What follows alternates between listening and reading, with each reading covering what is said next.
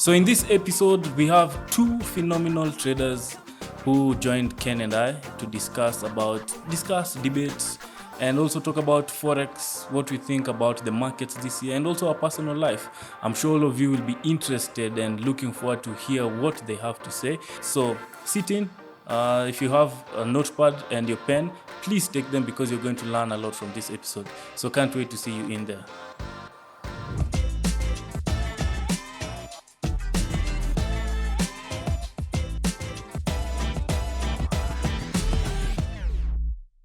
Hey guys, welcome back to the Traders Show.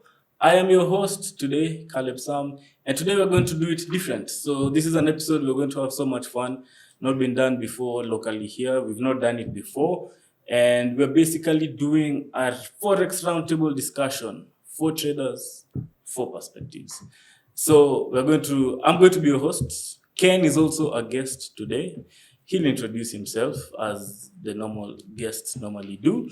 And then I'll be your host, and the other guests will also introduce themselves. Then we take it up from there. But we have a lot of fun-packed interaction today, Forex-related, life-related, and everything around. And I can't wait to get into it. So I'll start from my friend here. Introduce yourself. Then we'll go to the next. Thank you so much, CK.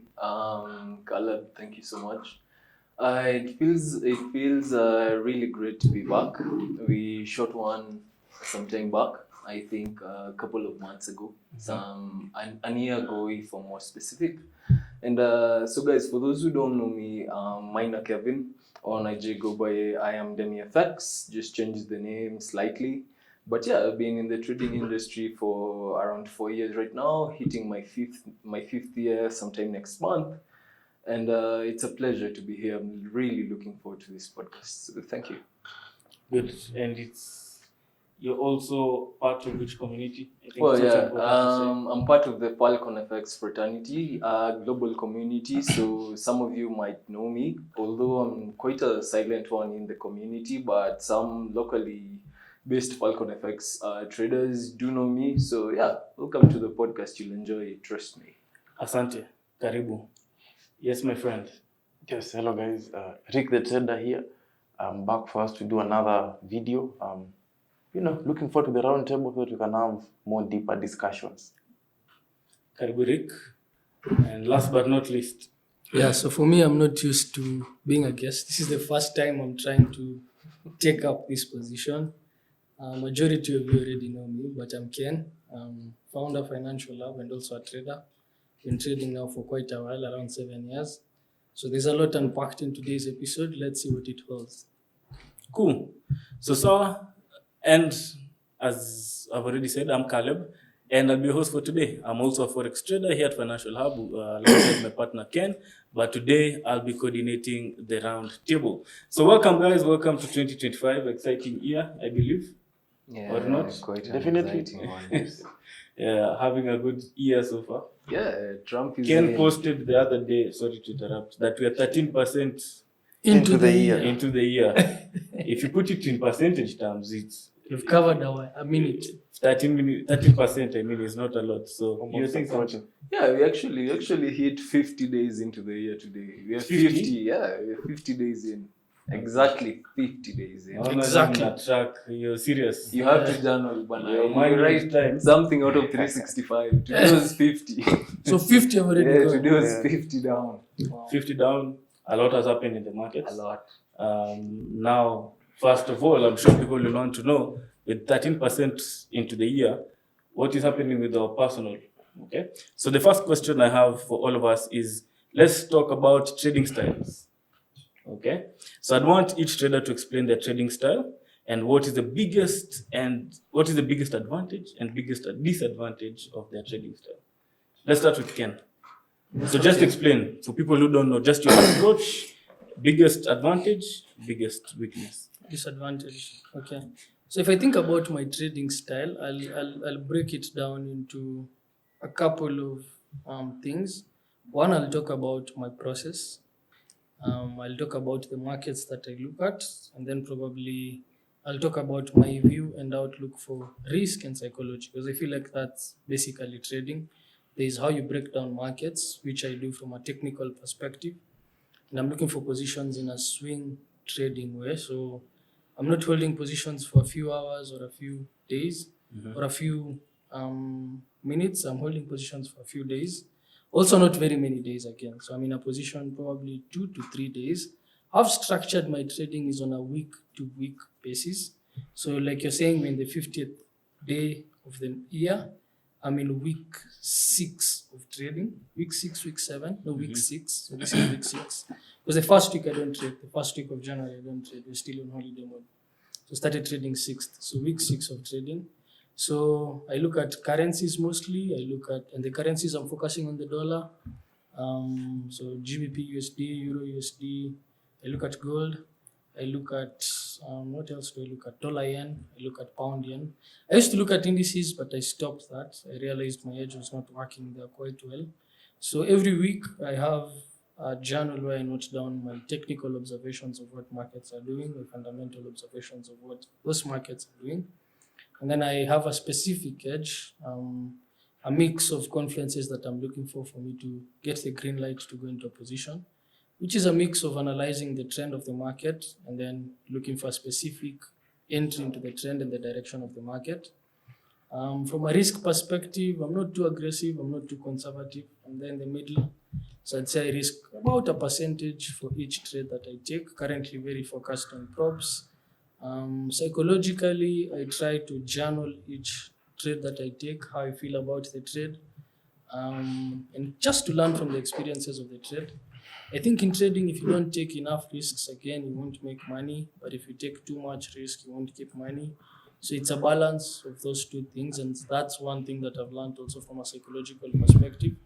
I'm really, really pushing myself to be in the middle, not too fearful, not too courageous, just to be level-headed. I'd say that's the kind of trade I think I describe myself as. Someone who's trying to be very level-headed, structured, and follows a particular process. One big advantage, one big disadvantage, weakness. Okay, big advantage, I feel I'm very, very structured. Okay.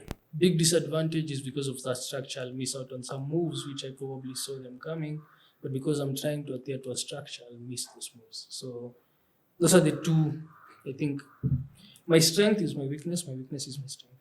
Okay. Yeah. Yin yang. Yin yang. Okay. Good stuff. Good start. The moment you've all been waiting for is finally here. We've partnered with Pepperstone, one of the world's leading Forex brokers, my personal best, to bring you an exclusive opportunity. And trust us, you won't want to miss out on this. We're giving you the chance to learn Forex for free at Financial Hub, but there's a little twist to it. All you need to do is find your Pepperstone account and boom, you're all in. Deposit $100 and get access to our basic course. Perfect for beginners. Or deposit $250 and get access to our exclusive course that is best for advanced traders. Why is this huge? Because you get to learn while you earn. Trade the real money and get real experience. And also you get lifetime access. Once you're in, you're in. Sign up for our Pepperstone Forex account using the link below. Deposit your $100 for the basic course and $250 for the advanced course. Send us proof and get instant access to your course. So you're ready to level up? Click the link in our bio and get started. Rick? So, I'm a very simple trader. I like to keep my system as simple as possible, no complications. I look at the direction of the market. I try to identify a couple of levels. Basically, day trading, short-term setups, direction, levels of interest. I make sure the day that I'm trading, my bias is very accurate on that day, or at least makes sense based on my data. So once I can identify that this day I'm expecting the market to maybe buy more or sell more, I fix my mind to look for only those types of setups at key levels. When the market comes at the key levels, I simply study the price action. If the price action is showing indications that, price is about to react to, in favor of what I'm expecting, I execute. If the market comes to my key levels, which is majorly support resistance from the higher time frames, and I don't see the confluences coming into play, don't see the price action, looking, that nice for me to take that setup, I don't execute. Short-term setups, 4 to 5 hours, 1:3 risk to reward, simple. More technical, less fundamental. The biggest advantage of my system, I can say, being a mechanical system so far, is I have less stress. I feel like my trading is easy in terms of execution. I don't stress a lot doing analysis, trying to think where is this price going to go, being confused about all of that. I follow a very specific system, so my work is just to sit there, look at the behavior of the market. If I don't see whatever I expect, I don't execute. So the biggest advantage is, I think, it kind of makes my trading to be very easy and simple until I don't find myself, facing things like psychology so much nowadays, because I'm just looking at, it's like all of my confidence is just in the playbook. So I look at the playbook, ABCD has happened, my risk management is in place. I do about 0.8 to 1% risk. I try not to risk so much because I'm majorly focused on the props for now, so all the conditions. Yep. The biggest disadvantage, which is something I think we've shared with you guys before, is, with the current trading style I have a couple of times where I think I could, make potentially more on some setups, and I feel like there are many setups which I leave a lot of money on the table. So that's something I'm trying to figure out. Yes. Okay, so good stuff. Kev, last but not least. I'm quite different as compared to what I've had my fellow traders over here say, because whereas personally I trade more than 28 type of pairs. Indices are excluded from that because I also trade indices on the side. So if you add that on, those are more than over 30 pairs. So I trade more than 30 type of instruments in the market, crypto included as well. So I have quite a large diversification as to what I usually look for. And this also brings an advantage as well as a disadvantage, because my type of trading is I cannot grade myself as a day trader or as a swing trader, or even as what? Scalper. Yeah, as a scrubber. Because scalper, sorry. Because personally I can hold a trade which runs for an hour based on how I've taken it, because the lowest time frame that I usually go to for execution purposes is minimum 5 minutes, and that depends on just where the setup is positioned. The largest time frame that I can execute on, recently I've been taking on 4-hour plays because they also help with the swing type of trades, and whereas some certain pairs like the Swiss pairs or a couple of card pairs, different type of spreads, different type of liquidities associated with the pairs as well. You usually take them, and you taking a 4-hour, the lower time frames usually look quite messy. Okay, so you going to the lower time frames does not really help you, because different pairs have different type of liquidity and different type of spreads associated with them. Yeah. So as much as I look at the markets in that type of way, that also brings a different type of advantage and a different type of disadvantages associated with the same. Because if at all I'm looking at all these pairs, that brings quantity in what I'm looking for. Okay, and if I'm not specific with whatever I'm looking for, I'll have so many things to look at that I'm confused. But if I'm very extra specific to what I'm looking for, I have quality of what I'm looking for. And that also comes with where if at all you're looking at a couple of pairs and these pairs are in, say, a consolidative type of state, yeah, you might tend to force entries if at all you're looking at that specific pair in different type of market conditions. But whereas if you're looking at different type of pairs, you have different pairs to look at, you have different market conditions associated where those pairs are at the moment. And that's an advantage to me, because I won't really force it. But as much as you understand what this pair brings and what this pair comes with, you know how to couple those risks. You know how to mitigate the risks that are associated with that type of pair. So personally, I would rate myself as a more specific type of trader to what I usually look for, as compared to if I am to compare the quality side of what I look at and the quantity side to what I look at, I need to be more specific at what I look at. because as much as I have all these pairs that I'm looking at, in a week I only have 12 pairs that I focus on. As much as I look at 30 of them, I narrow them down to only 10 to 12, okay? And I have a top 6, and I have 6 more wildcards, just based on how they position and say during the week how you see them shaping up and the quality type of the trades that they seem to be. That's me. Okay. Yeah. So, Ken and Rick, with what Kevin has said now, everyone has their own strategy and they have their own bias and thought to their own strategy. From your perspective, and I'll ask you the same about theirs, he's talked about, he's way different from what you two have explained. Ken, you said you focus on dollar, you focus on the yen, especially CAD JPY and the USD JPY. What do you think about Ken's strategy, Kev's, in terms of his number of pairs, trading more than 30 pairs, and trying to analyze those ones? Just your perspective. Don't try and say you're right or wrong here, but what is your perspective on that? Why do you do the opposite? I think I'm a structured kind of person, and I like going deep into things. So for him, he's wide. For me, I like going deep. So for him, he starts wide and then he narrows down to what he'll trade in a particular week.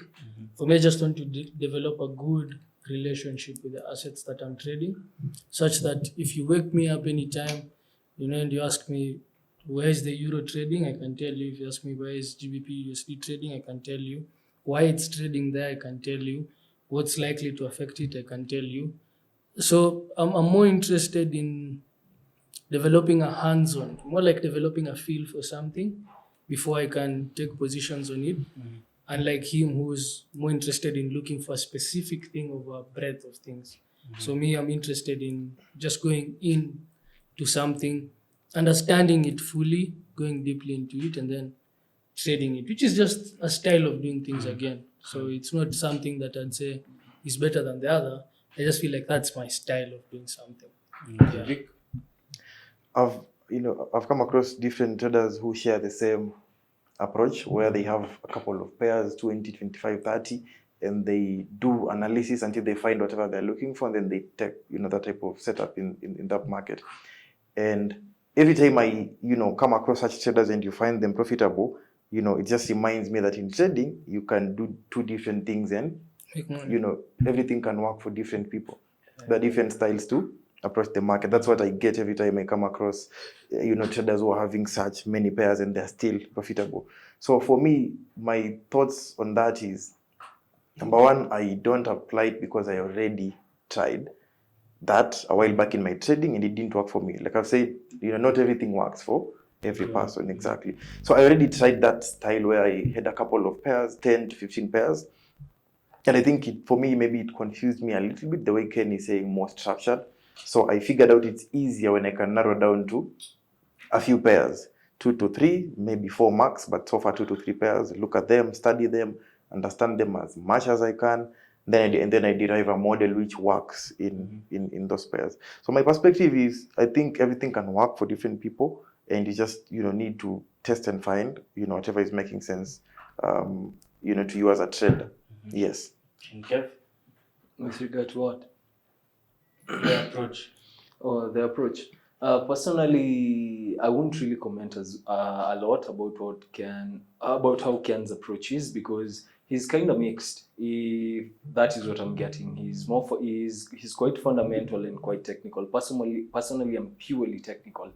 I don't really concern myself with the fundamentals, because I believe that the markets usually price in the fundamentals even before they happen. Okay, for example, recently when the Prime Minister of Canada was about to step down, Resigning. I was about to resign. The markets had already priced them in, and you saw a very aggressive sell-off on the Canadian dollar, the US CAD dollar, the US CAD pair. You saw an aggressive sell-off. So when the news was coming out the next morning, like, you'd already made your profit, okay? So people are trying to buy in quite late, and that never really sat well with regard to that.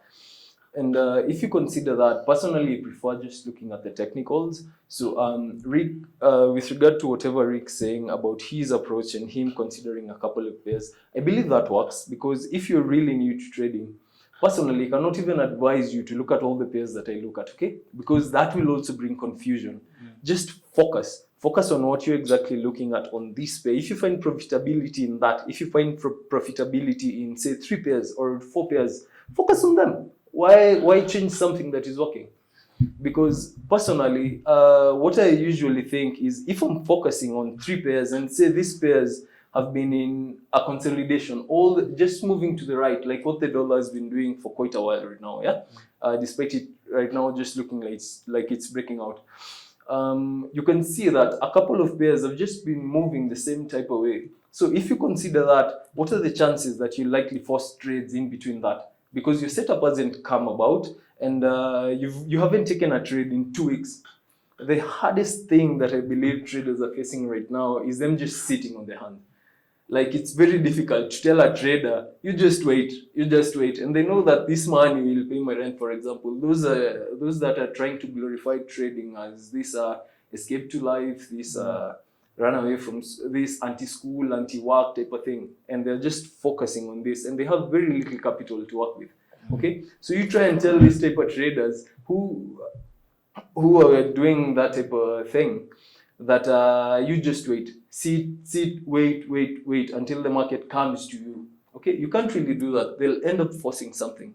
So me having this many type of pairs just means that I won't really focus on one type of thing, 2 pairs or 3 pairs or 4 pairs, given whatever cycle they're in. And that also just brings me back to the type of mentors, if that is something to bring about, that have been coming into the space recently.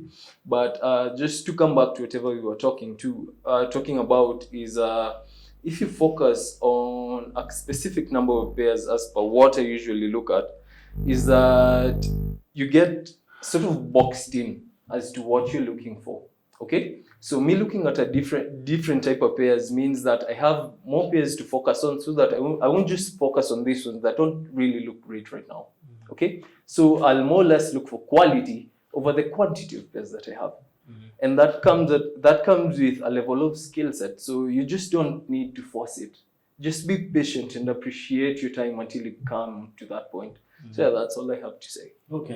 And my point of asking that one, and I think see everyone has it on point, was you've just mentioned quality over quantity. At the end of the day, it comes down to execution.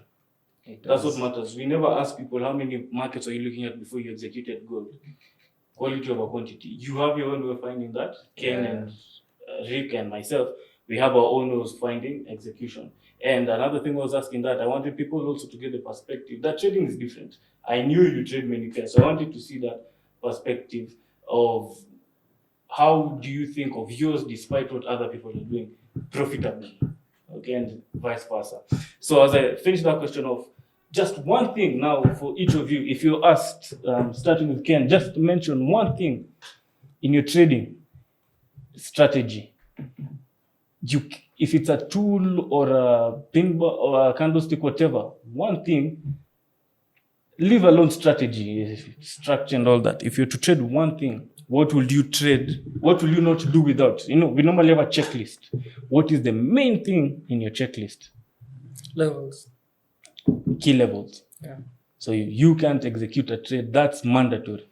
I just need to understand where I feel like all trading for me boils down to just identifying shifts in supply and demand. Period. And the best way for me to identify shifts in supply and demand is using levels. So if you kill everything and you just leave me with some levels, I can trade. Because I feel like everything else will boil down from the levels. Like the trend will boil down from the levels. I'll observe the levels, the way the pairs are moving. I'll observe how price action is playing around the levels. I'll observe the candlesticks that are forming around the levels. I just don't want to observe any candlestick. Yeah.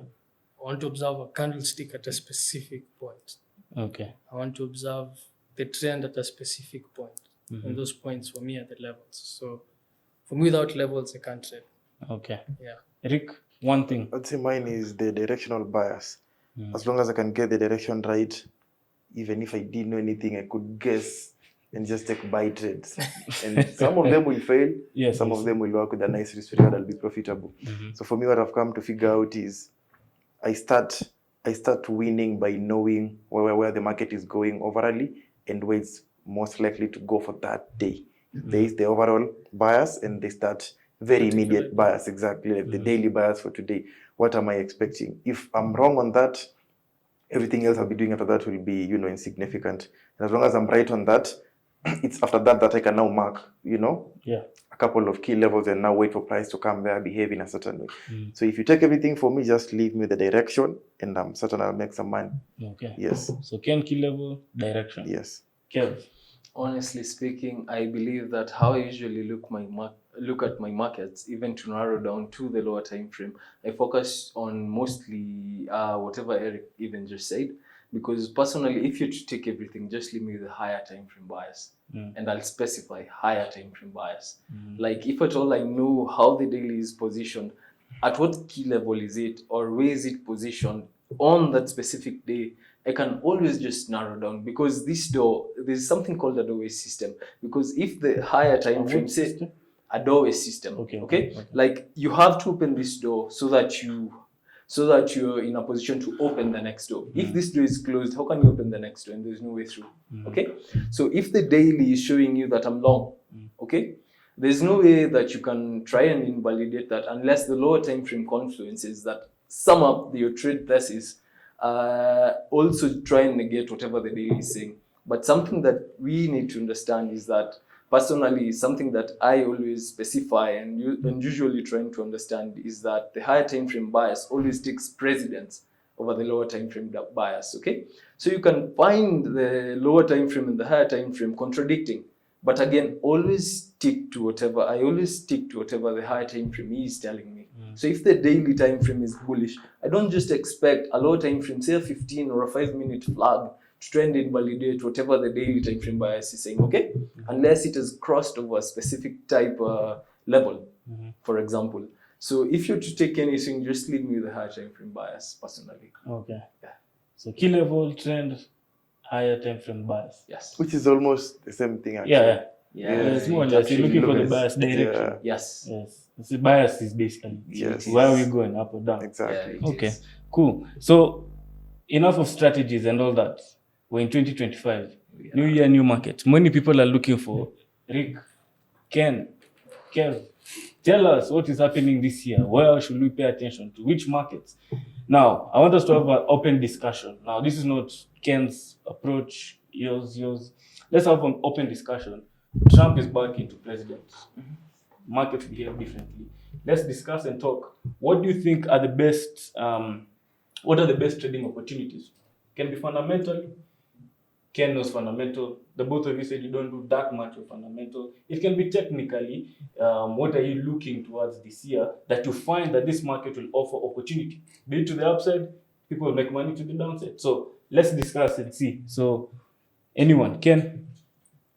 Okay. What so- market do you think has, with the new, what is happening with interest rates? Elon is the new president, no? So with Trump presidency and all that. I think one, I'd want to be short the dollar. I think rates are, I pay attention to fundamentals like you guys said.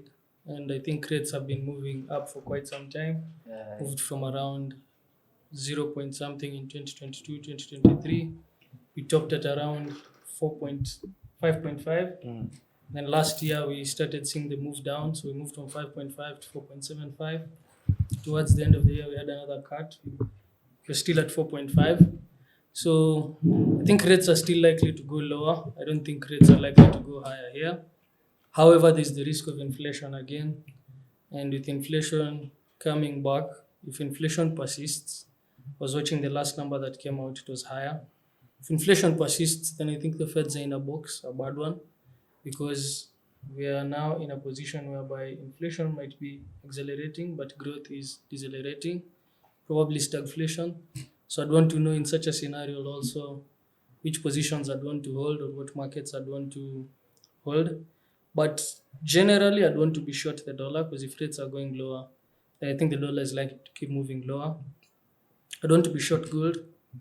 You don't to be short I gold? want to be short gold. Okay. I think gold has done a very extensive move to the upside. Come from around 1800 to now trading at about $3,000. So So you're contrarian now. yeah, I think as much as we are trend followers, we also have to realize when a trend is too overvalued. We could still go high. I'm not calling a top. We could go to 3,100, 3,200, 3,400. But I just don't see us going to 4,000, honestly, before a significant move to the downside. So I don't to be probably short gold after some time. Short gold and short dollar. Yeah, short gold, short dollar. Cryptos I'd also want to be short. I think the idea that we're going to the moon will sooner or later come to an end. So I'd also want to be short crypto. But crypto is a bit technical because I still feel like there's some upside. I still feel like there's some little upside, but not too much. I wouldn't want to buy right now as much as there's an upside. I feel like there's a very high risk. These are opinions though.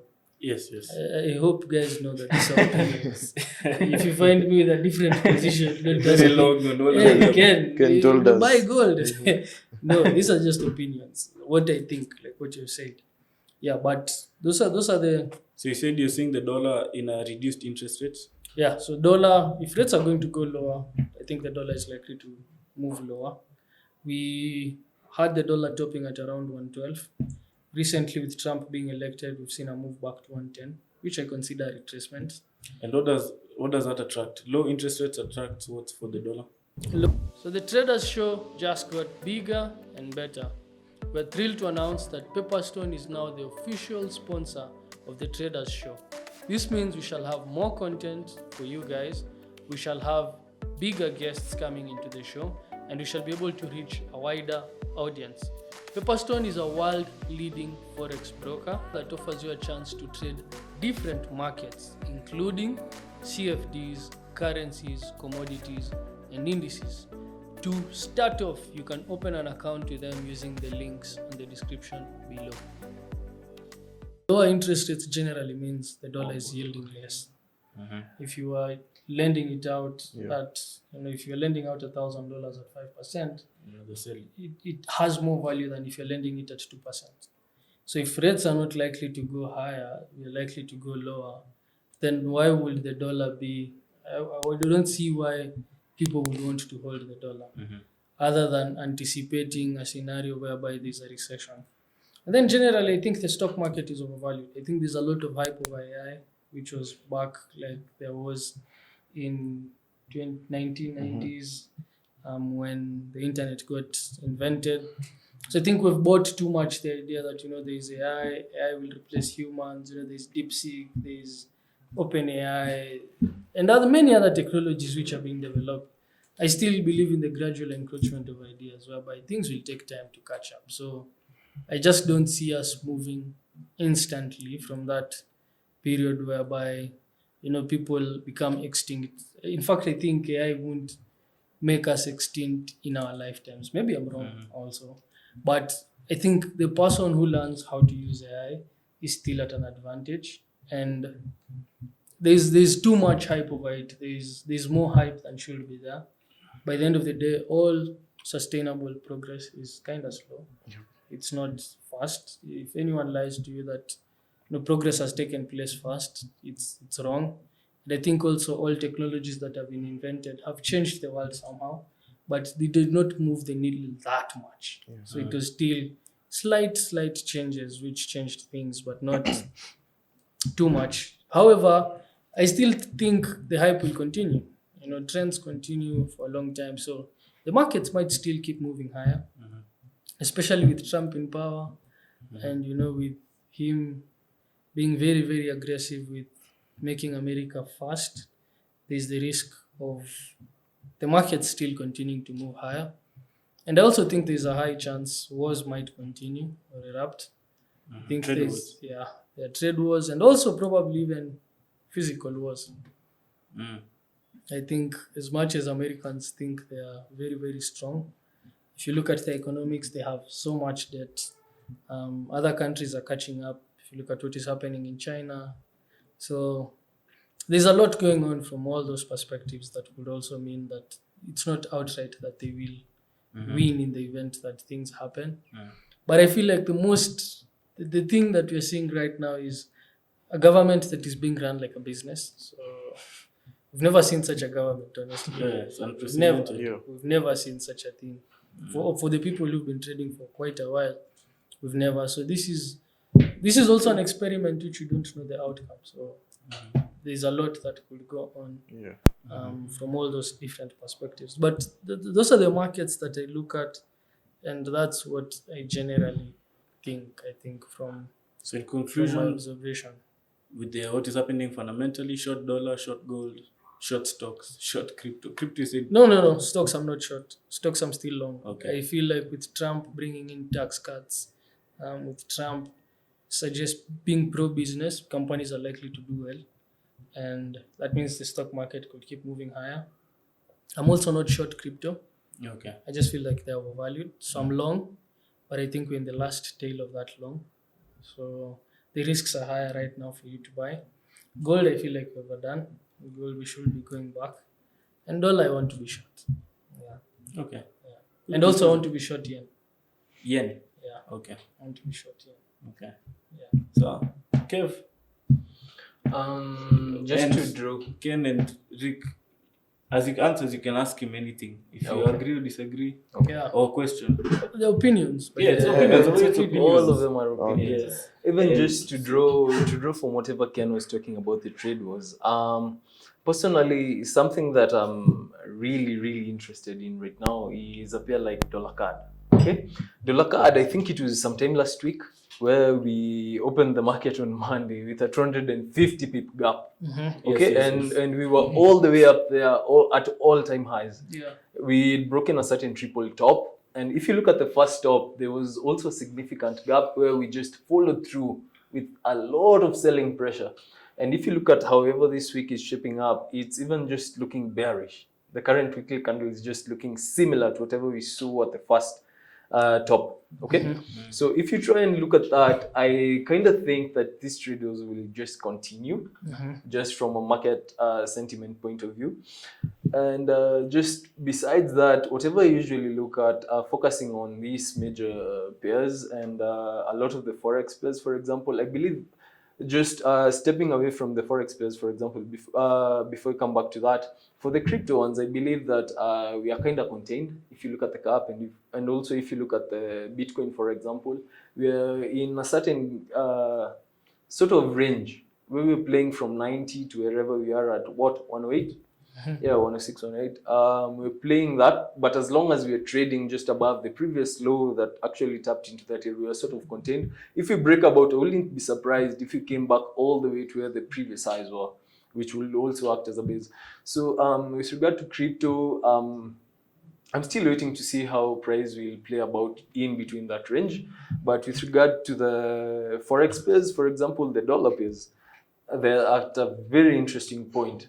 Because if you look previously, we tapped into some certain weak lows of a certain bullish structure that failed to commit.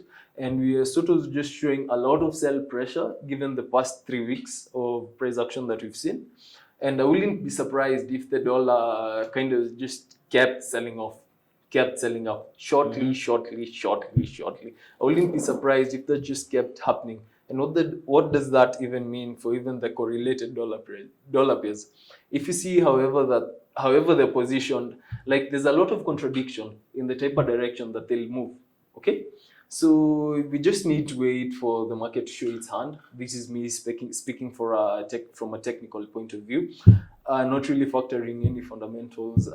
For example, for the stocks, not really into stocks, so I won't even comment on that. I will be lying. There's no reason for me to lie to people.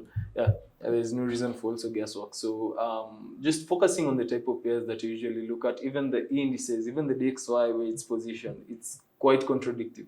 Like today is actually a very interesting day for whatever the dollar will do, given whatever it did yesterday.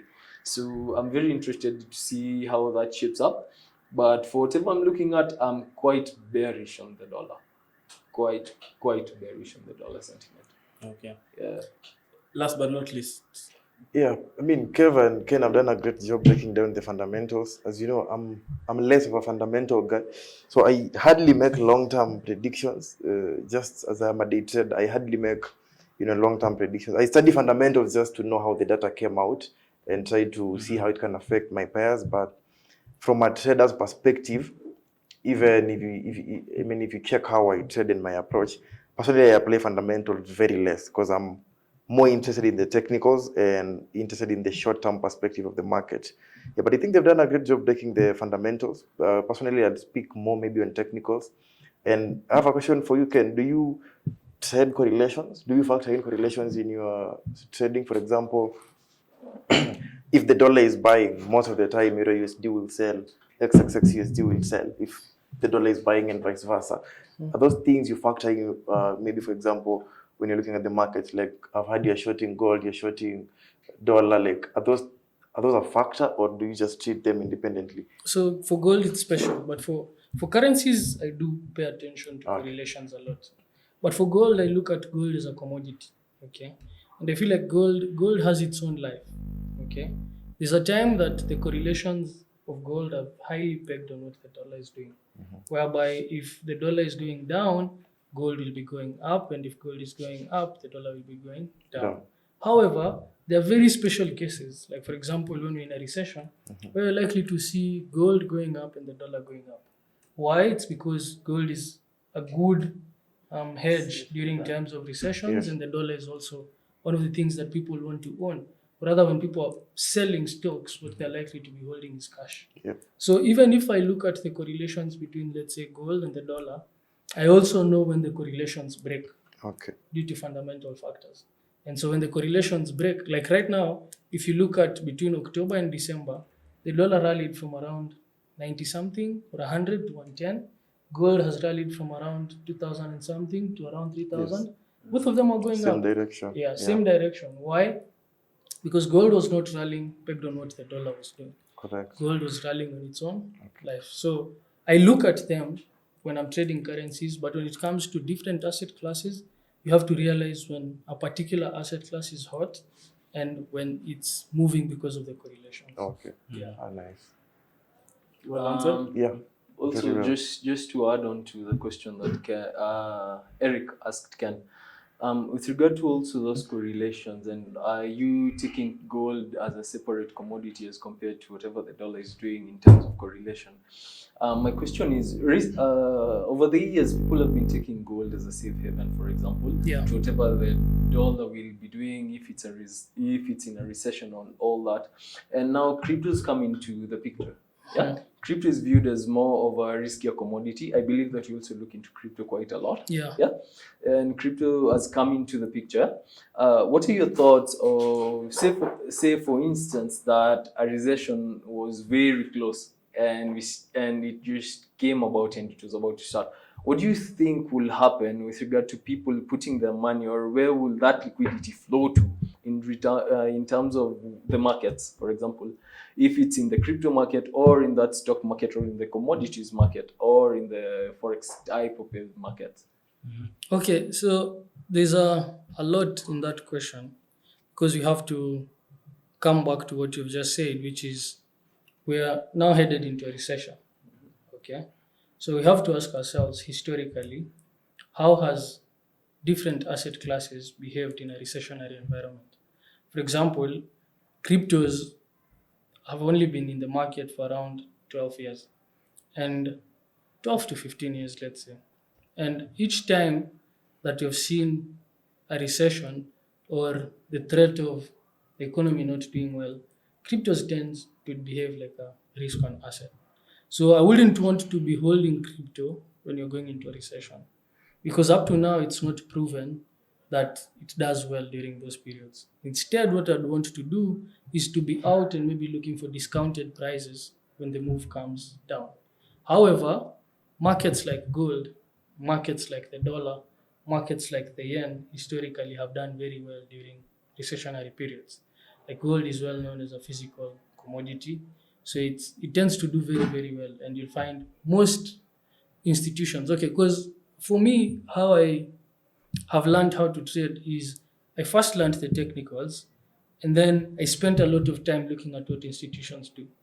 And institutions are very different from us, whereby institutions are most times invested. Okay, they don't hold cash. They are most times invested. So what they do is they rotate around different assets depending on what they expect in the environment. For example, if they expect a recession, they might devalue or they might reduce the exposure to stocks and increase the exposure to gold. They might reduce the exposure to gold and increase the exposure to the dollar, which is cash. They might reduce the exposure to cash and increase the exposure to a particular thing. So if you look at that dynamic, and institutions are the ones that have the most money. Okay, so if you look at the flow of institutions, a bank like JP Morgan saying we think we're not in a very good period, so we're moving more from stocks and we're holding dollars, we're holding gold more, or we're moving more from gold and we're holding this other asset more, means that generally flows are no longer moving into a particular direction and they're likely to move into a particular direction. So given that perspective, I'd say that during a recessionary period, I'd want to own gold, I'd want to own the dollar, I'd want to own yen. If we are at the beginning of a recession, that's the trade. If we are coming to the end of a recession, given the policies that are implemented, I'd want to rotate around that. So I'd want to move more from gold and I'd want to probably do more exposure into now risk on assets. So probably stocks, probably I'll want to buy other currencies other than the dollar. Because if the dollar was generally doing well and these other things start doing well, then I'd want to own that. And probably also now I'd want to have some cryptos during that time. But like right now, I feel like we've had a very good time, such that there are very many people who are playing the crypto game who've never experienced losses. And those people, once Bitcoin drops 10%, they'll panic and they'll just cause the losses to just accumulate and move the whole thing lower, panic selling. Yeah. So that's how I'd look at it generally. And I'd also ask from your perspective, because both of you are saying you don't really look at fundamentals. Yeah. That much. Not You're specifying that much. So why? And like for me to look at fundamentals, I don't know if I can use an example as I use this question. Sure thing. So the question is, why don't you look at fundamentals? Because like for me, I remember in 2021, I lost a lot of money shorting oil.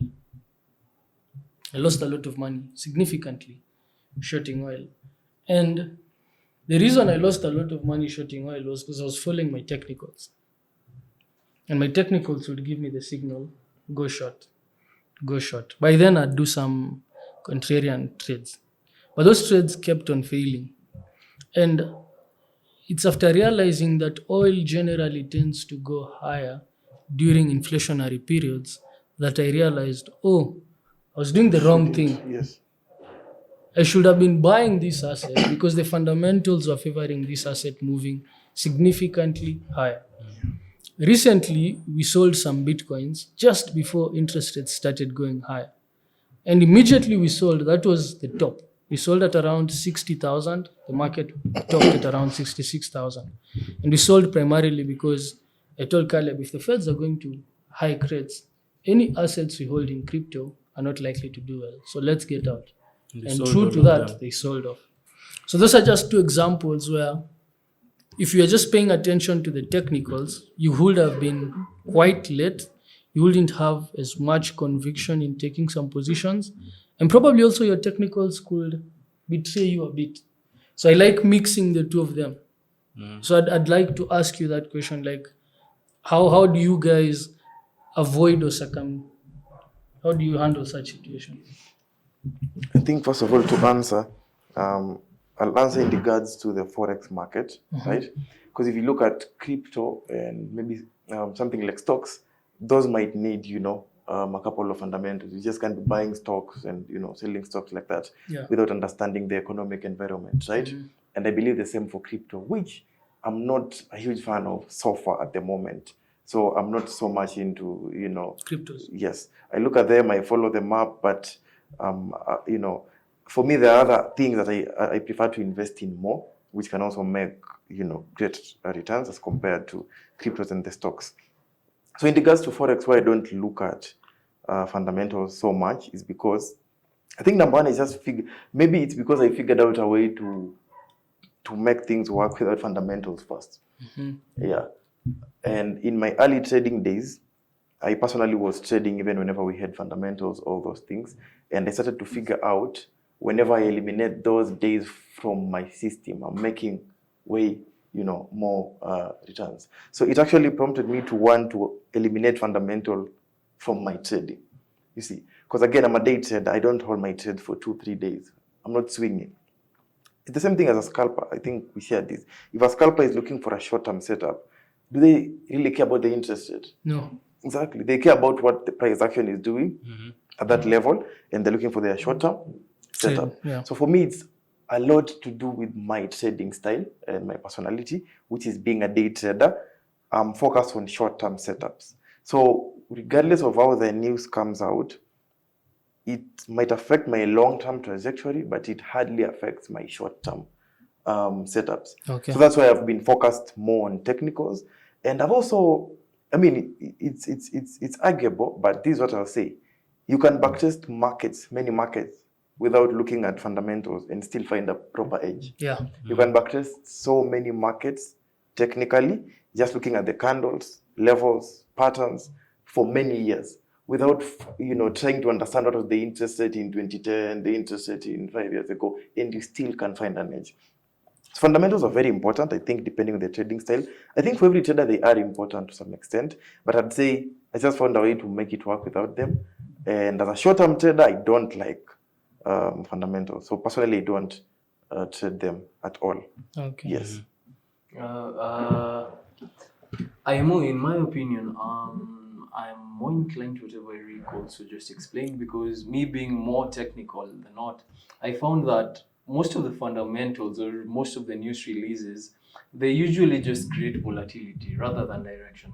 Okay? So I find that however I'm looking at the setup, like the market has already priced it in. If I'm looking for it short, whatever fundamental comes out, it might go in my direction. If it doesn't, that is just a few times where you can't really control what came out, and you need to later on come back and look at what fundamentals came out, what happened fundamentally, and you try and factor that in.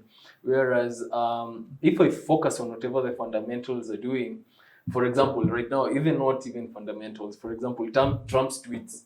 Like if I just keep on focusing on whatever Trump will be tweeting, will I ever even take a trade? No, I'll always be fearful. For example, yeah.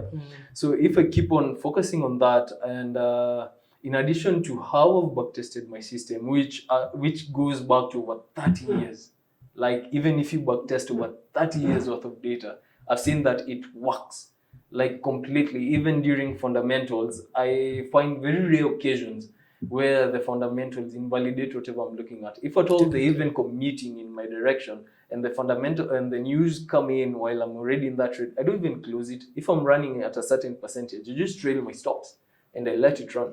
So for what you were asking, why don't I look at fundamentals, for example? I don't necessarily not look at them, but recently I've been trying to phase them in how I'm looking at the markets, not really integrating them in my execution type of thing, but just to try and understand what is happening fundamentally and what has the markets priced in. Okay. Yeah. Also, I think on that point, something you said about data, I think that data really gives you a level of confidence.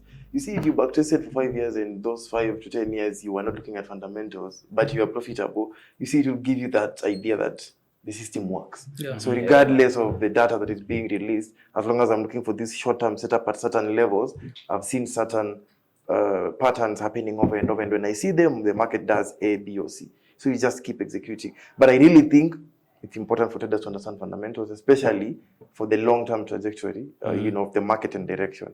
And if you're a swing trader, I don't think you can apply, what we are saying, that you want to hold your positions for days and yet you don't look at the fundamentals. I think this applies mostly in short-term trades. That's my own perspective. Yeah, even for example, like right now, how do you even expect to hold trades over the weekend with whatever is happening with the policies that Trump is putting into action, the trade wars that are happening?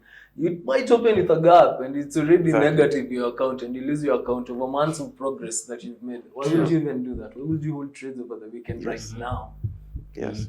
So fundamental risks. Yeah. Because at the end of the day, like what you said, everything is priced in.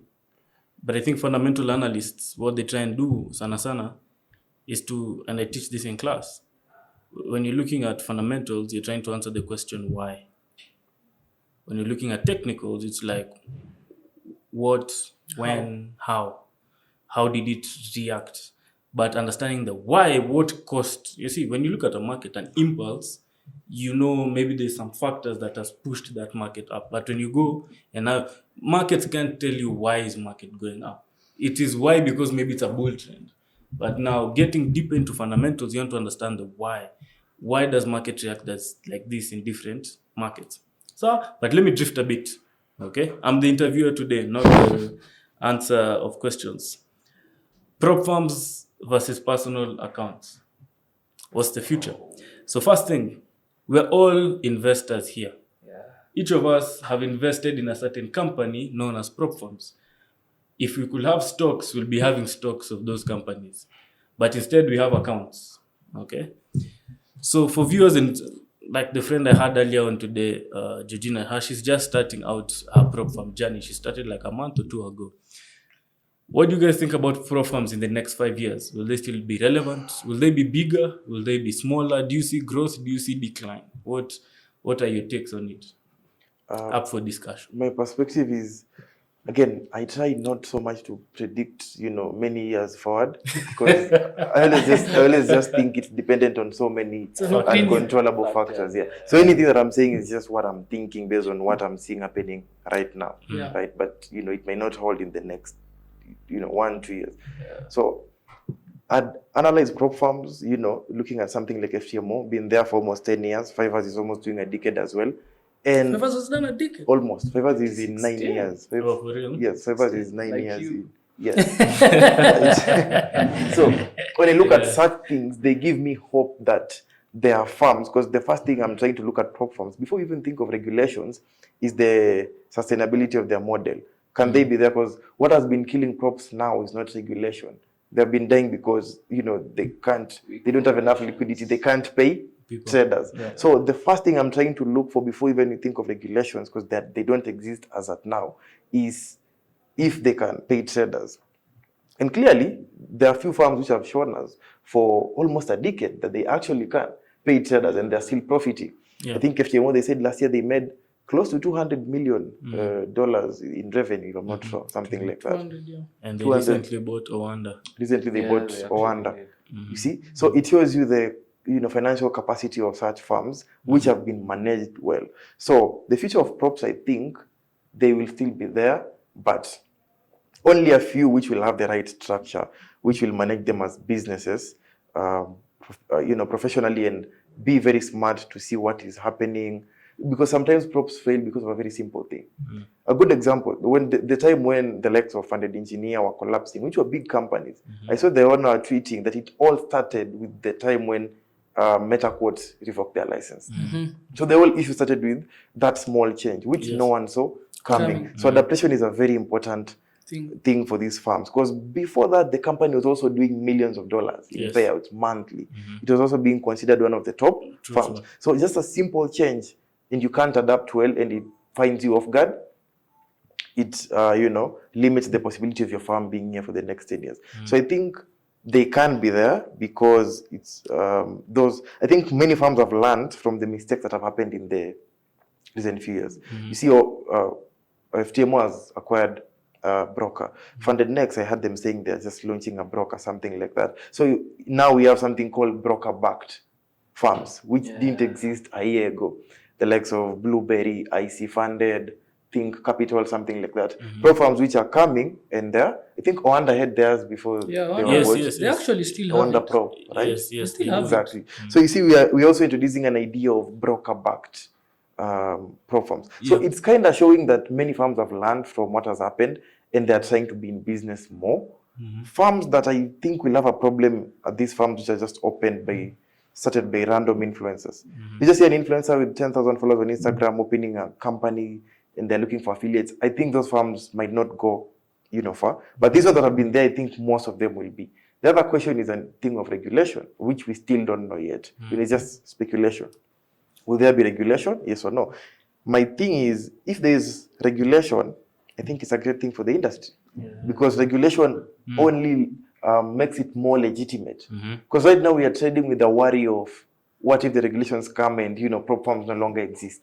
But if the regulations come and, they're in favor of, they'll create a balance between the firm having rules that make sense so that they don't oppress the traders. And that also means the firms, be more stable. Yes. So I think if regulations come, that's not a bad thing for the industry. Hoping it won't bring crazy, impact or changes in the rules. Because I had someone was speculating that, you might have regulations and you find the profit split is now 50-50, such things. So you're making way less. Because, the idea of regulations is they'll try to make the farms as sustainable as possible. Yes. So why are farms not sustainable right now? Because they're paying you 80%. And 90. Yes, 80 and 90%. Because most of you are trying to buy 10 challenges you are blowing. So regulations might also come with things which might make prop farms not as fun as it seems right now, or you just get your money, buy a challenge, try your luck, input whatever lot size, make some money.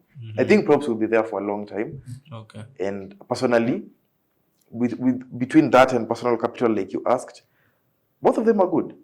For starters, you can have a prop firm, get the profits, used to fund your personal account. If props didn't exist, most of us would be still struggling with $1,000, $2,000. Or even less. Yes, I'd probably be working. I'd be having a job because I need that money to fund my trading account. So I think with props, I'd be somewhere. I'd be somewhere in an office. Yeah, but working now, an 8 to 5 somewhere. Yeah. So I personally love the idea of props. They assist you to Raise capital. Fund your personal. Yes. And they also give you discipline. Yes. Once you've traded that prop successfully, when you go to your personal, it's like subconsciously you already understand I should risk maybe 1%. Una get. But if you've never traded prop and you've just used your personal, sometimes you have no discipline because there are no rules. Yep. Ken? Survival of prop firms and personal trading. I think I agree with much of what you're saying. Okay. So basically, one, I think props have offered so much leverage. Like if I look at my journey in props, net, I've made money, but I think I've lost. I've lost some accounts, but I think net, I've made money. And even for those farms that went under and they carried our money, the few farms which have been sustainable and you've made withdrawals, have made probably even 4 or 5 times the amount of money that disappeared with these other farms. So net, I think prop farms are quite a good thing. That's the first one. Second thing is what you're saying. I feel like any industry when it starts, and that's the same hype I think that is in AI, there's the hype that comes. So prop farms started a long time ago, but then there came a time when they exploded. Okay. And when they exploded is when the hype, all traders moved now from personal accounts to prop traders. All of us. Because I remember like for us in 2020, we got about $20,000 and we didn't devote even a single coin into prop firms. If right now you give us the same $20,000, half of that money will go into challenges, half of that money will go into funding your personal accounts. You get it? Yes. Why? What happened? What shifted? There was just that period where they exploded, okay? And then there was that period when they declined again significantly, where we moved from the purge. It's no longer hype to Yes. kumbe pesa yetu inaweza potea, so these farms can disappear, so some of these farms don't even pay. The natural evolution of any industry. Yes, for sure. And right now we're getting what you're saying, some stability, whereby traders know if you want to trade props long term, probably go for a farm like FTMO. Now, I've never seen even affiliates for FTMO. I don't know if they exist. They don't have affiliates. I've never seen even discounts, you don't see them. They don't see them. They don't offer discounts. They just know our business model works based on the They just fact had that one. I saw one.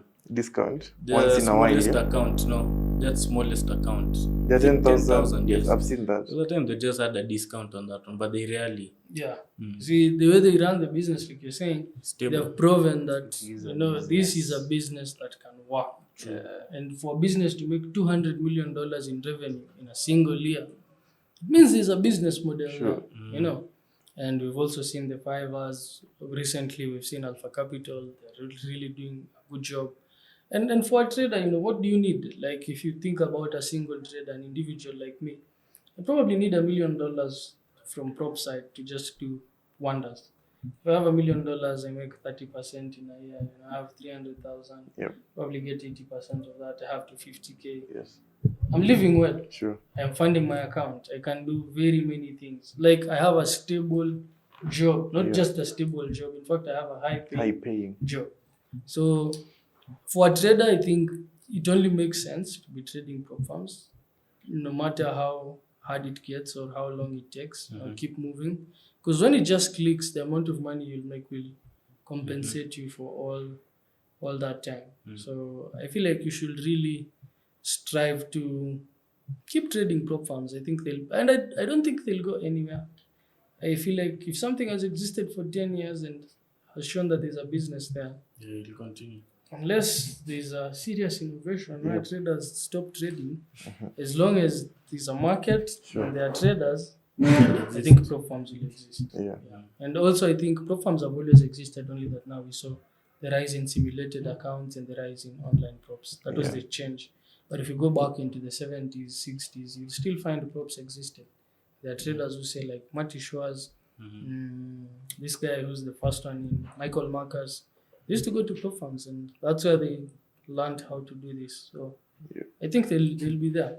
But I also believe you should have a retail account. You should have a personal account, because by the end of the day, having real money is not the same. It's simulated cash. It's not. And actually, you're secure, it's yours. You're secure, it's yours. Number two, you don't have the 10% drawdown. Like for props, if you've lost 10%, you're locked out. In your personal account, you can fluctuate up 5, 6, 7%, come back to profitability, come back down. So I think traders should use props as a means to fund their personal account. So the goal is a personal account. The goal is the personal account.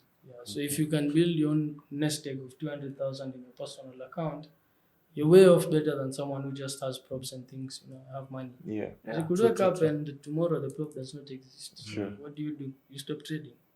Or it's then that you'll think, I needed to be saving some money for me to have a personal account. Not really.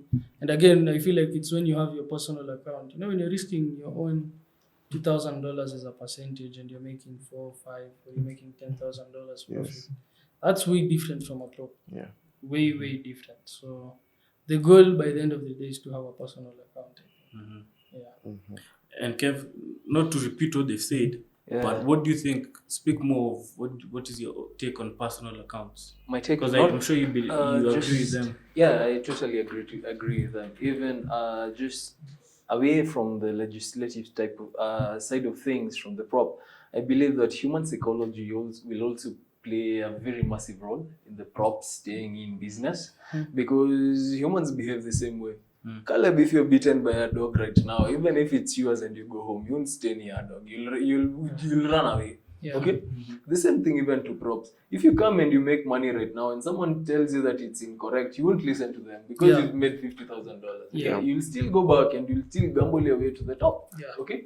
Because if you look at the prop, how they usually make money, for example, most of how they make money is from purchase of assessments, from people purchasing these assessments and losing them. Because even before my funded FX went under, you can remember the stats, How many people lose the money even after they're funded? Cindy? You remember even how many people lose it, the percentage, they were scary percentages, So even if you look at that from an individual or from a trader's psychological point of view, the props seem like they'll be in business for quite a while. Similar to the casinos, for example, They'll be in business for quite a while. But my take with regard to prop capital and personal capital, I believe personal capital is always and definitely will always be the goal. Why is that? Because I'll just take you back to the psychological point, the psychological growth side of things. For example, if you're in a prop and you lose $10,000 on a shit trade, how will that feel?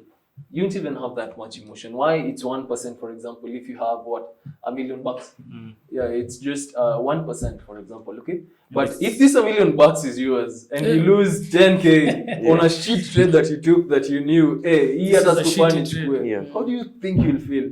Very bad. And if you mess that up, if you even go a step further and you try and convert that to Kenya shillings, hey, my friend, Sure. To us. The psychology is it's different. painful. Yeah, it's very painful. Even the emotions that come with trading personal capital and prop firm capital, It's different. that is very, very different. So personally, I advocate for people having personal capital. Like if you're trading prop capital, that is really nice for you to raise capital. So you need to have a percentage of the amount that you withdraw. If it's 70% of your withdrawal that you put in your personal capital, let it stick at that. Never change that percentage until you get to your golden number. What I mean by golden number is that amount of money that you need for you to live that life that you want, okay? Yeah. By a golden number, this is your self-sufficiency number, okay? Times 2, okay? If you use 40,000, for example, if you use 60,000, for example, to survive in a month, you pay your rent, you buy your shopping, you pay your Wi-Fi, you have everyday spending, and for example, you have just some extra, some miscellaneous amount, okay? And you have around 50,000, for example, that you use in a month cap, okay? You need an account that gives you that times 2 for you to be able to say that, okay, now I'm self-sufficient, okay? For you to say that I'm quitting this job of mine, as much as it's paying you pennies, those pennies are paying you bills. Yeah. As of right now, okay? That's why at the first time I was saying that right now trading is more anti-work, anti-school, okay? It's not that. Like, stack up that money. Yeah. Stack up that money until you get to a point where I am self-sufficient. Okay, I have this as my personal capital. I have 50,000 bucks as my personal capital. If you make 5% minimum in a month, okay, 5% in a month over a 12-month period, say you even have 4 losing trading months, yeah, and you make 8 months 5%, that is 40%. What are the investment in this country, in this world, gives you 40% return per annum? Very few. Very, very few, if at all none. Yeah. So if you look at it from that point of view, and you're like, let me have this personal capital. I've raised my personal capital to this amount, and this is the cap that I know my system gives me per month. Okay. And if at all I have a losing streak. Recently, I've come across a certain operator, honestly, to say, you can have a positive edge, you can have 51%, you can have 60%, 70% odds in your favor. And you'll find that at times you'll even have an 11 losing streak, like a losing streak of 11 trades. Yeah.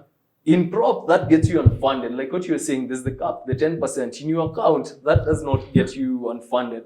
But that brings a lot of emotional attachment. Because there's only so much you can tolerate in terms of percentage and in terms of money that you as a trader are comfortable with. Exactly. Okay? Exactly. So you having personal capital is really way better than prop capital. That is my take on that subject, yeah. So, hey guys, we're taking Forex education to the next level.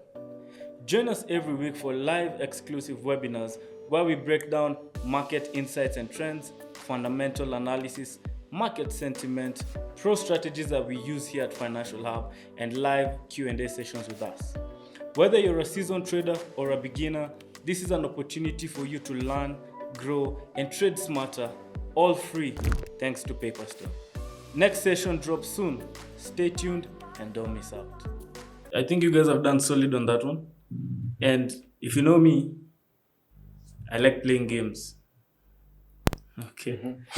So there's something I want us to do just to change the tone a bit. Sure. It's called Who's More Likely To. And I'll be involved. So involve me in this game. I'm not only the host, but I'm also part of the players. Yeah. Which is a 2K. To chase the games, Rick which is a PS. We all like having fun, yeah? It's not too serious all the time. So just to drift from what we've been doing in terms of questions. So how this game is going to play, I'm going to ask a question general, okay? And then we each vote. The person, so I'll mention a question like, who's more likely to be trading only dollar pairs, for example. Yeah. We all choose one person. Not choose that we have to choose one person. We all choose, okay, who do we think it is? Yes. Okay? Then the person who's chosen, agitate. Okay. So, Yeah. So Okay, okay, unajitetea. Like for example, I have one of the question here which I didn't want to ask, but let me use it because I do it away. Who's more likely to blow an account today? For example. You. So if anyone, so who's chosen most by the people, let's say by 2 people or 3 or by everyone, agitate tu kidogo, no, don't agitate for too long. Yeah. Why yes, it's you, or why it shouldn't be you. Yeah. So and I'm involved in the game. So let's start up like about 5-6 questions. Okay. So we've all heard each other's stories. So we know. Yes. And we've talked to each other behind the scenes. So tunajuana.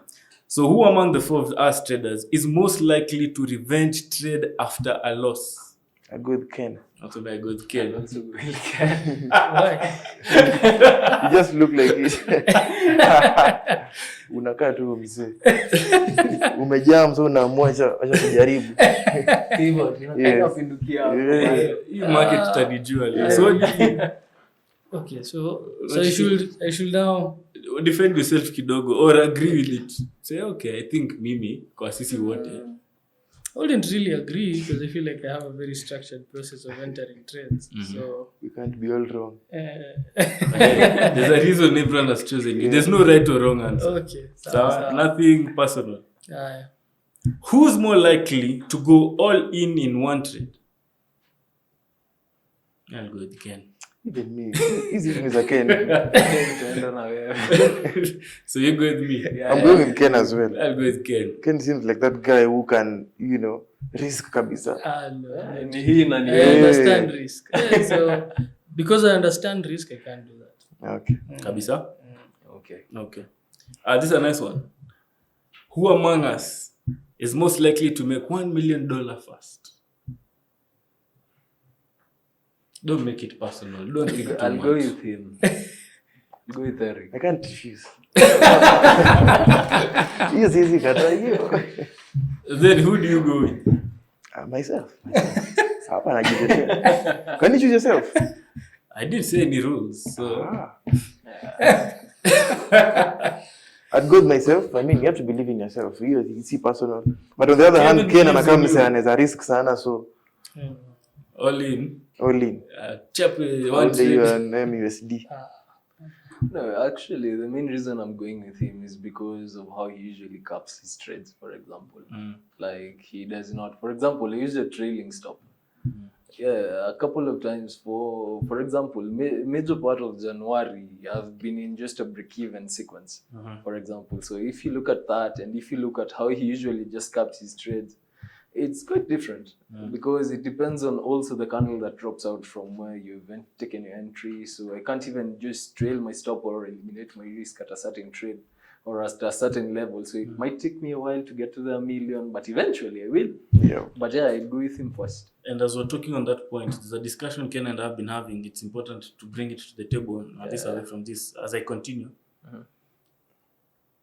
I'll start with Ken. He'll say his because we've discussed it before. What money is account size, not account size, what money ukifika kiwango, this is good money. Now this is good, I've when do you feel like you're rich? When do you feel like what amount financial freedom we want to make? Yes. But put a number. If you stick a number and say hapa nimeachieve. So start Ken, give you a small reason why. Then mine is $10 million. If I make $10 million off the market, I believe I'll never ever wake up and go to work because of money. I'll never make decisions because of money. I'm rich. And the reason for that is if I've invested that cash and it's just giving me 10%, I'm making $1 million a year. If I'm making $1 million a year, I believe I can live anywhere in the world comfortably. Can I ask monthly? Because 10 MUSD, you make a year. Do you have a monthly one? If my trading averages this a month, I think. No. Okay. Mine is I want to be rich. I would like monthly. Niko rich. I am now. It's paid off. Oh, you're saying like your target, not like even the running profit. The money. Yes, not running profit. Not monthly profit. Hii niko na I'm worth $10 million. It's not even at the cash. I have 10 apartments. Okay. Say I assets. have, It's if you just aggregate them, Net worth. I'm at So $10 you're asking your million. net worth. Okay. Yes, like Bas. nimeachieve this mama. Fika hiyo network Umeelewa? unasema Yes, yes. sasa Yeah. mimi Hapo maneno uko ya sawa. mchezo wa pesa So, Mr. nimewachia. Rick. I think I'd go with 50 million USD. Mm. Hapa hivi Kenya, if you can achieve sasa net worth, I think you're set. So ukiwa 2030 bado 2030 hiyo upepo ikipita hivi unajipata umerudi kutembea mguu. So I'd say about 50 MUSD in Kenya here, if you have some network. Of course, we're assuming you've invested, so you're getting a lot of cash flow in a month, then I think you're good. Okay. Yes, because with that cash flow, you can live anywhere in the world, you can buy anything you want. Yes. Okay. Good. And this is personal opinion. Kev? Bwana guys, just give me $7 million. 7 million. Just give me Seven. $7 million. Specifically Seven. $7 million. If I go way above that, natembea hii dunia. But you know, you guys have Natembea asked, kuwote. unajua mmeuliza net worth, sio pesa mtu ako nayo. Hey. Net worth ya 7 MUSD unaweza kuwa nayo and you Buda. have no money. Hapana. Less money. No money. Yeah. No, You know, less. with $7 $7 million, million. can with $7 million you're sleeping and money is just flowing into your account. Shillings. Kumbuka ni net worth, it's not money. Even if it's Okay. net worth, it's in assets. It's money. Okay. Think of it as uko na hiyo do. Yeah, I mean, If it's in your assets. It's Let's not money. specify it too much. It's money. You have access to $7 million. Yeah, that's a good amount. Fair. You can Fair. liquefy it or Yes, you can You're rich. you liquidate it. So Liquidate it, now yeah. in assets, whatever. I've not specified that he invested only. Yes. if So it's 7. 20. If you can liquidate it, like it's not just a specific amount. Yes, Give me like 20 million. 20 million USD. That is the only amount that I want to get to. Not only if I go over, Yeah, but as a very benchmark. well and good. As a benchmark, or at least I want to get to $20 million. Okay. Yeah. Okay. And for you? Yeah, me last time when we talked with Ken Kitambo, I used to say a billion, but my friends, do you know how hard it is to make $1 billion? USD, right? Dollars. Hey, Yes. over You here, know, $1 billion, my friends. you There are don't, only you don't want to three. kill your hopes. There are only three. And if you watch some of my videos, Yes. nimekuwa nikisemanga, my goal is to be a billionaire. And you don't want to Hatutaki. So It's I okay. cut down heavily because, bro, the only 3,000 billionaires. We are 8 billion people in these people. The only even 3,000. millionaires, they're less Why than. can't you be 3,001? I'm not saying I will Believe not. in No, don't get me wrong. See, over here we are saying, why will you feel like you're okay? I'm not saying I'll settle. Okay? So, realistically speaking, Kev, I'm not being pessimistic and undergrading myself. But $1 billion is a lot of money. Sure. Net worth, niko nayo mimi as Caleb. It's put a lot of emphasis on the realistic. Yeah, let's be realistic. Yeah. Bro, $1 billion, you've made $1 million 1,000 times. Bro, that thing is hard. Ukiona hivi, unajua siku hizi tunaonanga internet, Elon, 400 billion plus me 400, 1 billion is afika. Bro, there's a reason they're 3,000. Yeah. Okay? So for me, pia mimi niko ken up around 10 million. You're comfortable. If you have investments running, you can live off that. You're fine. You're Do you think you should chase net worth in terms of numbers, or should you just chase financial freedom? Maybe leave, if you specify it in terms of numbers, it's a more attainable goal. Because as I'm working, I know like, sasa, let's say I'm doing my mathematics, I can tell, okay, let's have built this flat. I can tell, okay, this flat, it's probably worth $1 million. I have a trading account that is worth $2 million. I have bonds that are worth $1 million. Like, have I attained financial freedom? Have I? I don't know. But if I break it down to a number where, okay, what is financial freedom? I want to live on this much a year. Then I work backwards to, if I'm living on this much a year, this is how much I need to have invested. Then I think it's way, way attainable. Because like for him, I used to tell him, he's a very big fan of jets, owning a private jet and something. And I used to tell him, you'll own a jet. Me, I'll be chartering it from you. Okay. We're living the same life. You know, I'm also flying private. Ukitaka jet pia Yeah, I'm getting a jet. Yes. Yeah. It's just that it's not under my name. Okay. You don't want that. I don't want to struggle at the CGI. Hanger. There's a hanger I'm paying. No. Yeah. But Rick tukisema tunapatana Dubai, ukilanda unalanda. Utahaya, utakuwa na pesa ya na kuhaya. haya na land na yangu pia. Yes. Very nice. it's So we're living the perspective. same. So Yeah. for me now to live that life where I'm financially, if I want to travel anywhere, I can go. If my kids want to go to any school, they can go. If I want to go, I just want $10 million, and I'm done. Your rat race. And the 10 million is not fixed because we might think it's fixed. It's No, okay. no. I have this and it's growing Exactly. Yes. at a certain rate. I've But even- invested it now somewhere. It's just good. I even believe that whatever Rick is asking is, do you want to be happy or to be great? Being great brings a lot of happiness. You can't be great if you're not happy. How can you be great and not happy? Honestly speaking. Yeah, it's the same thing. If you have this amount of money, you're financially free. But you cannot be great and not happy. How can you be great, Caleb, and not happy? Define great. Great depends. It's a very individualistic definition. How can What I is be great great? to you? That's What what I'm is trying to great to think. you? Great, like in And terms also of happiness. achievement. Yeah. Also happiness. You Also just think, what does great definition mean of to me? happiness. If you read the definition of great What is and happiness? read the definition of happiness, will you try and define what does great mean to you? And what does And what happiness does mean? happiness mean to you? Do you think You you know, can be happy? so- for some people greatness is purpose, vitu kama hizo, doing whatever they want, getting whatever they want. Yeah. No, you're doing everything that you want. Doesn't that make you happy? It does. Then It does. Yeah, it'll make you happy. yeah. Okay, so we'll continue discussing that. Back to my questions. Who's most likely to retire from trading and do something else? Ken. No. Caleb. Caleb. Because you are billionaires. You are billionaires. Hautapata kwa market. It's Caleb. You'll have to go and retire. That one it's Caleb. Yeah. So I do not disagree. Out of all of us, not to retire because I don't like trading, but me, like, if I get something and it's naanguka nayo. Okay, who's most likely to wake up at 3 a.m. just to check a trade? Rick. And I'm not saying Rick. Nilikuwa nafanya. I can't deny. just to check a trade. Sleepless nights. Is even your system is, I don't want to sleep. I don't. Nililala nilala trade ina run. Hiyo ni stress. Yeah, naweza jitaza. Yeah. That I can say me. Yeah. In fact, I have this thing where I'd open my MT5 or my trading view and natoanga simu hivi alafu na feature screen kwanza.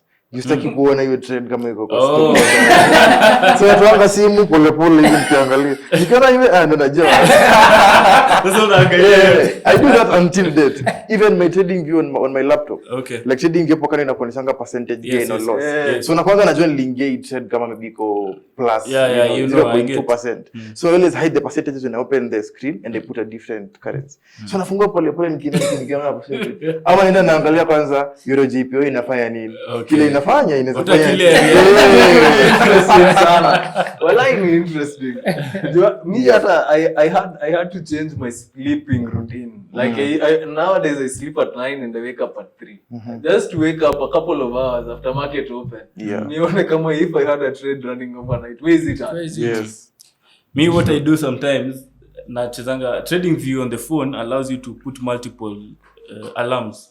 So if I enter a trade, my stop loss is here. Single. I put an alarm here. So as long as I'm chilling that desk, just scare your alarm. Niko sawa. As in stop loss jagonga. Yeah. So you Nikisikia alarm tu Uko na stress. sema ime. Now I have a question. I have a psychological question related to that. Do you manually close trades No. at times? No. Even when you hear that alert, you know, I've seen people when they also do whatever you're doing. Yeah. Like they set an alert, say 50% the way of their stop loss, yeah? So if it hits, they usually go there and they try to make sense of all that is happening and they're like, hey, inakaa tu imeenda. Sinifunge tu sahizi. No. Then it doesn't even hit that. I remember there's a day this guy was doing a recap of a trade he took. Yeah. Na hiyo trade ilibakisha 2 pips. 2 pips he hit Ulijitoa? stop loss. Yes. Hapana, hakufunga. Aliyoacha na ikaenda 2 point something percent. I have Yeah, really like that. so it turned Yeah. and it went his way. You know the way I trade, but I don't experience such drawdown. If it's drawdown, it's very short-lived. Like it's say an hour, or if for quite a long time. At times it usually goes for even 4 hours, but it's just stalling at break even. It's just stalling. Like it's not moving huku. Like even Karibu. At times it comes and it goes. But I'm thankful that hizo times it usually comes even close to stop loss. Yuko kwa charts. Because when you take it, you're like, hey, this is a high risk position. So I won't even stay here to try and get my emotions. Yeah, I do that, but I don't affect it. Ile tu najua stop loss hiyo. Inaweza gongwa mimi naweza bahatika. Yeah. So you've already accepted risk even before you take it. Yo sita affect. I didn't put the alarm to affect me. It doesn't affect. Nice. Tuendelee, almost done. Who is most likely to trade during a power blackout? Hey, mlete internet. Anatafuta. Kwa giza. Pasa tisa.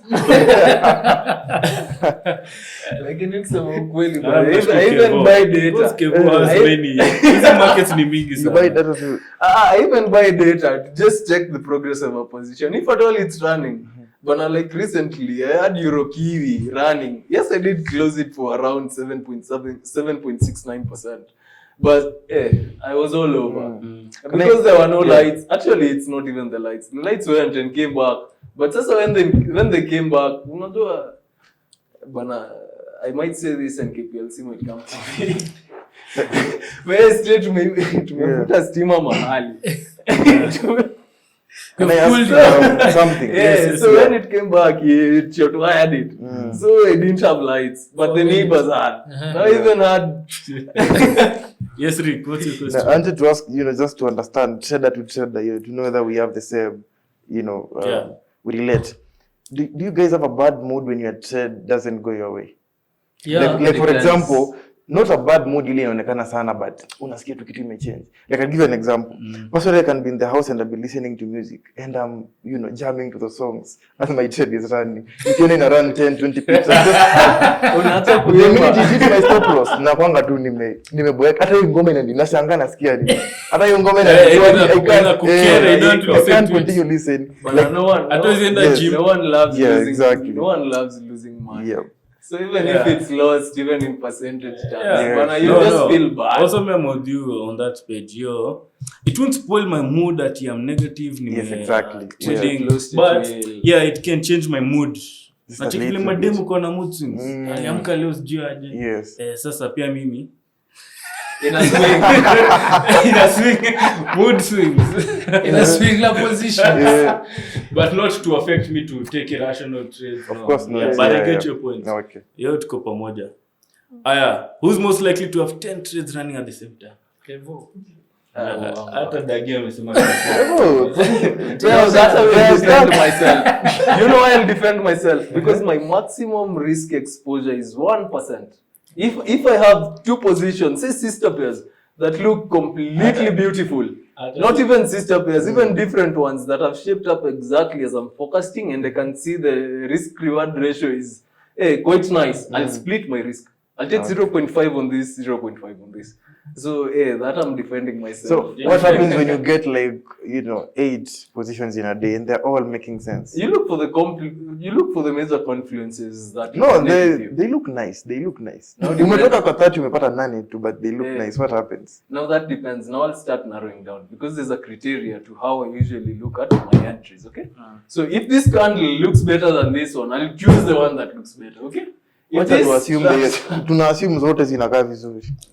Do you have such a thing which is easy to limit? I'll look with regard to the type of pair it is. If it's a major pair, if it's a minor, if it's an exotic, I'll look to it. In short, there's always something you can do to make sure you don't take all of them. Yes. Okay. There's always a criteria. Yes. Beneath this one. There's always some. Like I go so granular that I have specifics. At the end of the day, trading ni probability. In terms of probability, you stand the highest probability. Yes. Hata kama yetu iko 1, yako iko 5. Because market zetu hata fiki 10. Ebu think of how trading works. Say everybody knows when you get to say a support level, it can either rebound or break through. If everyone knows that, it will break through, what are the chances that it rebounds? High. Yes? Because it has to work one way or another. So you just need to understand that if at all this one might break through or this might rebound, what are the probabilities That this of thing this will one happen. breaking through or of this one rebounding. Yeah. So you need to understand all those and try and piece them together to create this thesis or this trade narrative that makes sense to you. If it does not make sense to you at the time, when wachana nayo. Okay. Yeah. My last question before we conclude. Who is most likely to make $100,000, withdraw it, and go buy a car? You. Looks like Caleb. It looks like. Yaani mimi ndio natukunua gari. This guy is the one. Even in all those other podcasts, anaulizanga Ken, have you ever seen a car driven in this laughing truck that is less than a certain amount? It's you. Cars. Me think I'd have done that years ago. Not right now. Hii market vimekupiga. Unatulia kwa. Weke withdrawal card. Natulia kwanza, usekiwa kwanza. Next month inaweza kuwa drawdown. Ndio gari ukose mafuta. So we can talk for over and over, but our time is up. So just to end, each of us just say which is one rule that in trading you can never break. We can start with Kev. It can be in terms of risk management, your strategy, whatever. Psychology, With regard, one rule that you mine is risk management. Do not ever change the amount of risk that you're trading in prop or in capital, because I believe that is where your edge is at. Because if you're risking 0.5% right now, Caleb, and after a while you see this setup that looks beautiful to you, like it has everything, and you end up risking 1% and you take a loss on that, you will have taken a loss of 0.5 and you are up 0.5. You see, instead of you being at break even, now you're down -5. You've already messed up with your edge. Okay? So in my opinion, it is risk management. Always stick to your risk percentage that you've decided that you want to risk over and over and over and over. Okay, Rick. Yeah, I can never manually close a trade just because it's close to my stop loss. Hata inaweza chezea hapo the whole day, I'll just look at it. Yeah, and that's again something I've said I learned from experience. I can't tell you the number of trades I used to close, then it goes back. You close, it goes back. So that's the thing that was making me lack an edge after looking at my data before. Closing trades before they take you out. Exactly. So it's got to a point where you angalia tu hivi. And that's why you said you've seen a trade where it comes 1 pip to. I've done a couple of trade breakdowns like that. Comes close to stop loss. Now 1 pip. Even the trade I had on which closed on the 5s alone, I didn't close it on the 5s. You see, I have the same trade running across like 3 props. On every other prop the trade closed. But on the 5s ilikuwa hivi. Hiyo candle imeiguza but haijafunga. So mtu mwingine anasema juu ishafunga kwa hizi ingia sasa tu. I just left it to run, like I leave it, fanya whatever you'll do. And it turned. And it went back to my direction. So I've learned to never manually close a trade at stop loss. I didn't say the same thing for take profit. TP nikipata imeguza hiyo like spread na bado haijafunga, hiyo nafunga. Sasa hiyo ni nini na save? Una save like $2 na get. You can lose a lot. Yes, but then stop loss is a different outcome because they are, potentially risking a whole percentage. But TP kama imefika kwa my TP, not prematurely, it's at my TP but ni spread ndo haijafunga. That has happened to me a lot of time with the props because of spread. Gets to your TP but then spread bado haijafunga your trade. That one I can close because it's only a difference of $10 or $20, from the profit. Yes, but stop loss or break even, whatever will happen happens.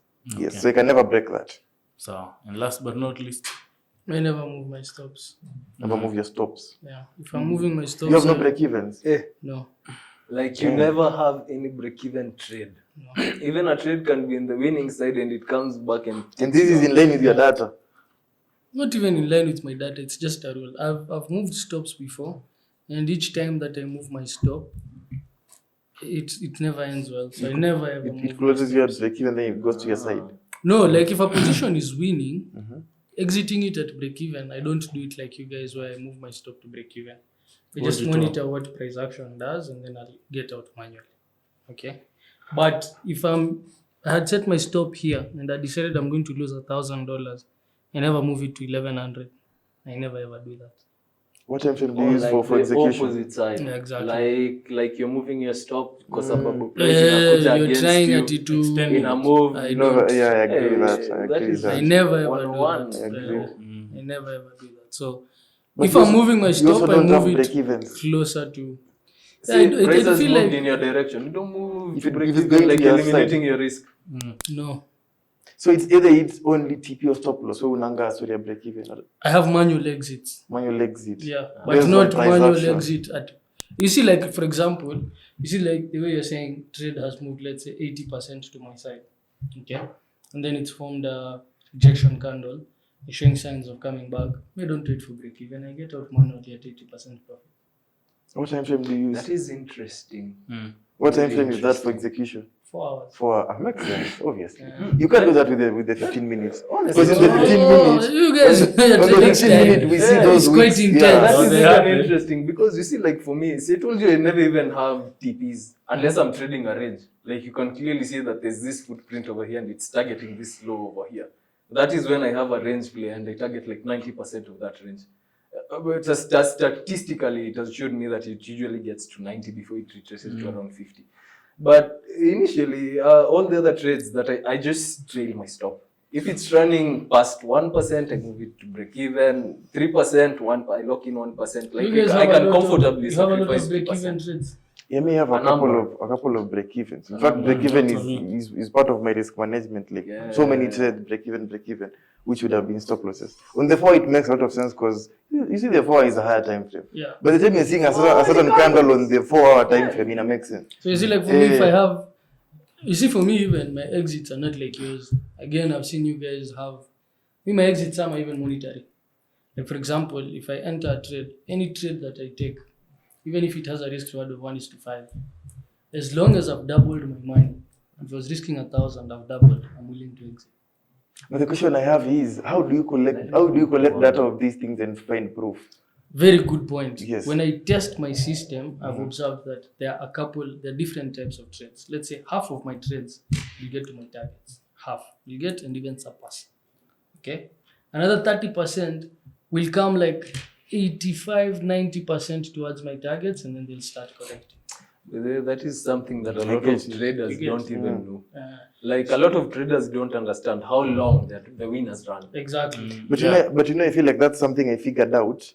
That's why I do a 1:3 and not a 1:4. Because if personally if I do a 1:4, I'll be hitting like 40 Ps. Then I have like the next 4 trades which go Don't to a know. 1:3.5 and they Exactly. come How long back. they run. So I Exactly. just decided Yeah. let's just do 1:3 mara moja instead Exactly. of trying a 4. So for me now, the way I've set mine, you see my risk reward now, like yours. Your risk reward is 1:3, like stagnant. Yep. Mine is not stagnant. My risk reward is dependent on That where is- I'm going to exit the trade. Where I'm exiting the trade, though, is stagnant. Okay. But past some points, like if a trade surpasses some technical levels that I'm watching, I have a very good knack for knowing this trade, especially if those things coincide with session transitions, if they coincide with a move extending above some particular points when I'm watching levels, I'm very willing to exit. Okay. So my exits, most of my winning trades, I will exit them about 30-35%. I'll exit them manually, but I'll have done like 90% of the profit. About another 30% will hit my TP. And then another like 30% is what you're saying. They'll come, get very close to my TP. I'll give them a chance. But as they start coming back, when they get to 60-70%, I exit. So I don't allow a winning trade. Like if I have, let's say, a position where I've risked $2,000, I'm up $3,000. I don't allow that $3,000 to disappear. Yeah. Never. Me I lose a lot of money. I only see floating 1,000, we come back down. We float, we cut so many times. I never allow myself to lose any trade that has gone in the winning direction. For me, yes, But break for you, even. the way you're trading, if you're trading on the lower time frames, honestly, given the volatility there, On the lower time makes frame, you sense. can see any candle at any time, and it doesn't mean nothing. Yeah. So you see the way you're saying that if you see price action, me I'll see that exactly. price action, and it will still go to my side. So I can't use that to exit. Anytime I've tried to mix time frames, I always end up losing. And now I get why. It's actually good to have this So discussion. you mostly just manage your positions on the 4 hours specifically. Specifically. Interesting. Personally, it's Only. on the hourly specifically.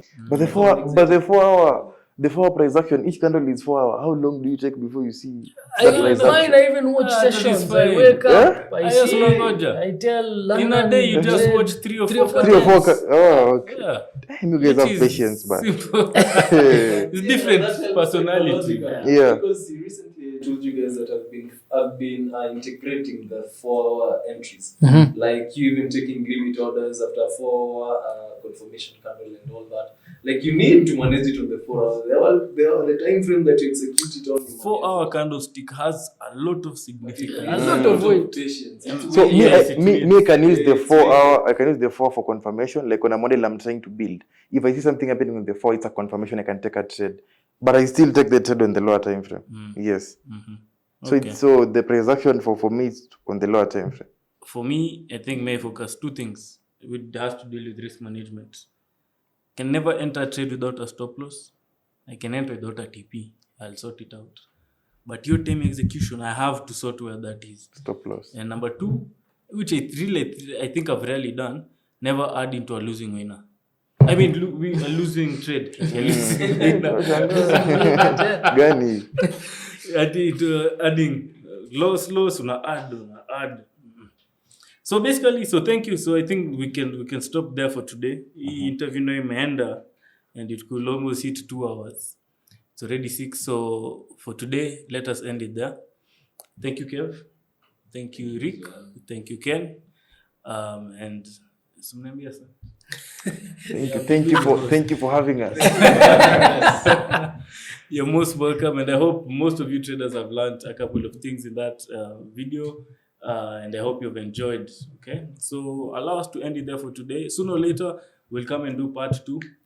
As we just finish off, without saying we were discussing this off camera. Top of your head, what we were discussing. Ken, what is your dream watch?